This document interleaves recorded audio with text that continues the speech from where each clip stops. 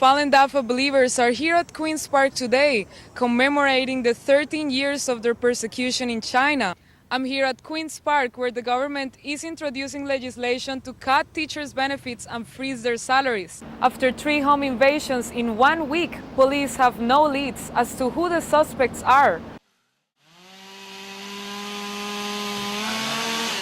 With trees falling over their houses, flooded basements and sewage water coming up their ankles. After this morning's storm, the beaches area may look like a canoeer's dream, but for some residents, it's a nightmare.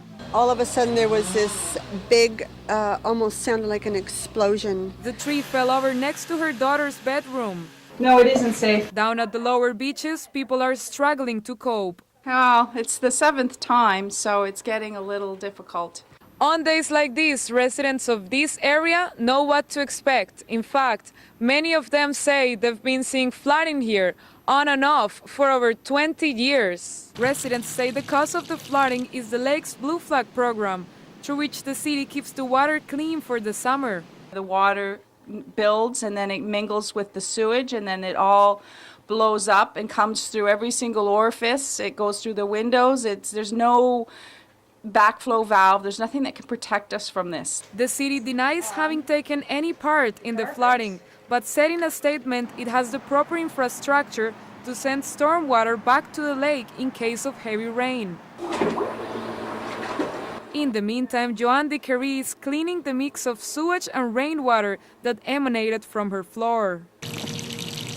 And this mess is costing some people a bit more than cleaning. This is a very expensive Australian light. They charge me $600 more a year. Some residents were reluctant to talk in case their insurance company saw them and decided not to renew their policy. It is a competitive market, and there are insurance companies, if there are a number of claims, they may consider not renewing your policy. The Insurance Bureau of Canada receives more calls for water-related damage than for fires.